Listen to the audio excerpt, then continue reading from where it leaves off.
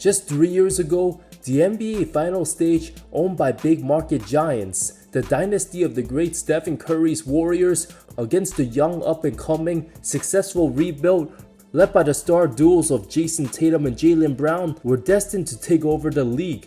Jokic and Giannis 36 months ago, the two best players to this day, until somebody can change our minds in 2 weeks. Gilgeous-Alexander wasn't in anybody's radar, all of a sudden became one of the future 5 best players in the game. SGA, barely talked about then, wasn't even an all-star yet, given his team's lack of coverage. Heading into 2022-23 season, ranked 48 best player in the league, an absolute travesty. These were some of the ridiculous names ESPN ranked above him. Many knew he'd be pretty good, but wasn't even supposed to be a dread like the Lukas and Trae Youngs, the same peers of his loaded 2018 class. All of a sudden, SGA is the best one. Tyrese Haliburton, on the other hand, look at some of these names ranked over him and how some of their careers turned out for the worse. Sacramento destroyed their franchise, trading him to the rebuilding Pacers, which was still haunted by the fall of the Victor Oladipo era. 3 years ago, OKC had the second worst record in the West, the Pacers third worst in their conference.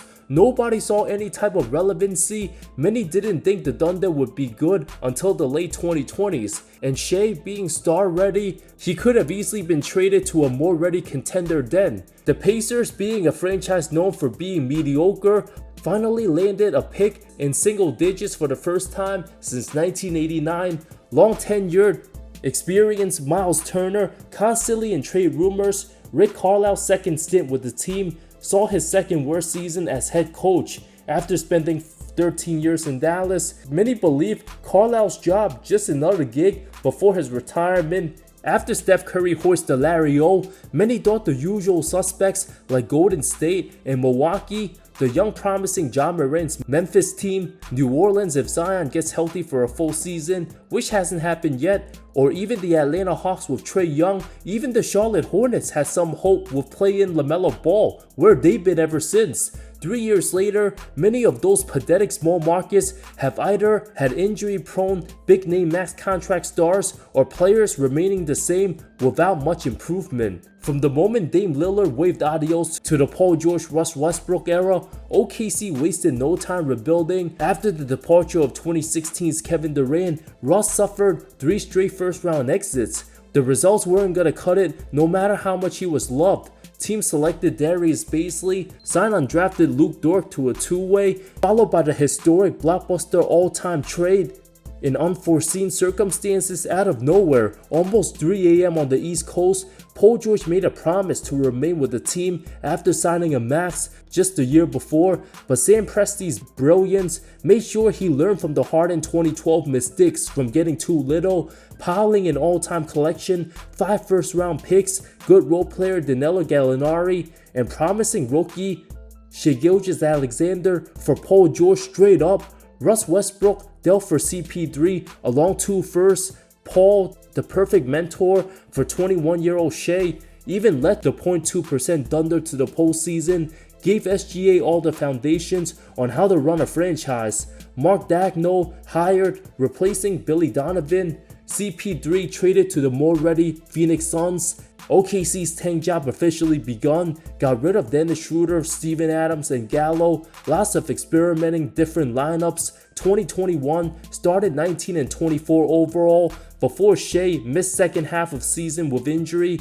Al Horford sent home early. Team went a disgusting 3-26 to end the season. Drafted Josh Giddey, later traded for the mixed intangibles, defensive Alex Caruso. But OKC suffered another season of painful losses, including a 73-point beatdown December 2nd contest to the Grizzlies, the largest defeat in league history. Shea shut down 3 weeks before the end of regular season with ankle injury. 58 total losses. SGA and rookie Giddey, the 2 bright spots. It felt like OKC then needed 3 to 4 more years for the franchise to even be competitive, especially out west. But 2022's draft changed everything, landing number 2 pick in the lottery, selecting the ultra promising Lengy Chet Holmgren. Also hit the jackpot selected Jalen Williams 12 overall out of Santa Clara. Luke Dort signed 5 years $87. Chet suffered foot injury over the summer, had to miss his entire rookie season, but OKC started to build a real identity. Shea finally got all-star recognition, averaged 31.4 points, finished 5th place for MVP, first team All-NBA, team finally had a future. J-Dub, 2nd for Rookie of the Year, would have probably go 3rd in the redraft. Gilgeous-Alexander later surpassed PG and Kawhi as a player. The Clippers only got 1 conference finals out of that trade, nothing else. Thunder made the play-in, 10 seed fell to Minnesota, but the future absolutely bright. 2023-24 became a real problem for everybody. Led by the mature Shea, franchise already good enough to compete for a title last year, except their only midseason move, trading for washed up Gordon Hayward instead of getting another big to help out Chet. Shea all of a sudden rose to top 5 player discussions, being in MVP contention, became one of the best scorers, shared his success with all his teammates, everybody had fun, team leaped forward, his skills highly surpassed dead ends, big name small market players like the 1st and 2nd pick of the 2019 draft, both struggling teams still without an identity. Could have made the finals last season, but a stupid foul cost them the series, being 1 stop away from forcing a Game 7. Team just a bit undersized. OKC just 1 solid player away last season from reaching the finals. Now having 11 players under the age of 26, from being number 1 in the West, signed solid starting center Hartenstein, and the experienced championship pedigree Alex Caruso, the fans haven't been this optimistic about their team since 2016. Filled with a bunch of young hungry kids, no egos, everybody had each other's backs. Sam Presti built this squad similar to 2000 San Antonio's, led by a quiet reserve superstar who handled their business every game. Most of the same young guys outside of Giddey felt the bumps and bruises, the depth of the roster unmatched. Shea didn't get intense as a foul baiter till this season when he became too good to stop. The Thunder might not be the most flashy team, but winning a league best 68 games, outscoring their opponents on the season by the biggest margin, even breaking the 1972 Lakers. Given they were super low key as everybody was beating themselves, praying for the Lakers and Warriors to stay relevant, ignoring OKC, the genius mind of Sam Presti, this roster does not have any glaring flaws. Becoming perfect contenders in a time where the second apron ruined Denver's chances of resigning KCP and Bruce Brown, Dallas oddly trading away superstar Doncic when they were still considered championship contenders, and Minnesota saving money trading Cat for Randall, the genius super disciplined Presti remained patient, develop a young, deep, and cohesive roster with its 3 best players aged 26, 24, and 23, evaluating talent and growing the team organically, unlike the disgruntled Kevin Durant on his way to a 4th different team post 2016. It's only fitting Thunder win a title when Durant's still in the league, just like Golden State did it again without him. The Pacers out east from the Reggie Miller 2000s finals teams, transitioning to the short-lived Jermaine O'Neal, Ron Artest heavy contending, but Malice in the Palace disaster, ruining all hopes of a real title. The transition to building around Danny Granger and then Paul George took a while. Those PG Roy Hibbert teams just couldn't get past Miami. PG's gruesome leg injury wasn't quite the same athletically. Team had no more depth 2017, resulted in Larry Bird stepping down as president. George told the team he would leave 2018 free agency if not traded, would be sent to OKC of all places, leading to these Paul George finals, getting back Vic Oladipo and Sabonis, 2 future All-Star players. Team miraculously stayed afloat but had a ceiling of just being good but not great. Good players like Malcolm Brogdon and TJ Warren kept the team afloat. TJ McConnell replaced the retired Darren Collison.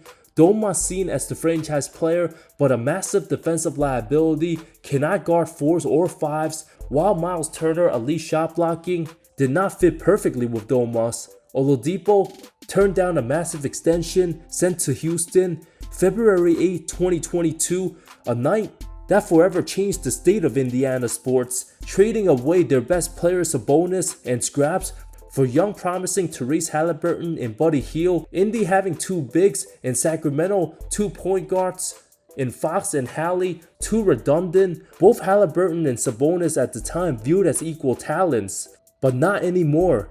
Added Jalen Smith, Haliburton being one of the most underrated competitors, sick to his stomach after consecutive losing NBA seasons, led to the 2022 draft, landed 2 future rotational pieces, 6th pick Benedict Mathurin, and 2nd rounder Andrew Nembhard. Franchise got rid of Malcolm Brogdon for many pieces. One of them turned out amazing in Aaron Nesmith, another blessing in disguise. When franchise had an agreement with DeAndre Ayton until Phoenix stupidly matched the offer. Very last minute, Pacers dodging a bullet for the ages. Getting to the NBA Finals also requires luck. Between the massive contracts to Oladipo and Ayton, with Miles Turner expected to walk away for the 10th time, many were wrong again and again. The chemistry with Haliburton, Nesmith, Nembhard, and Turner fit to perfection.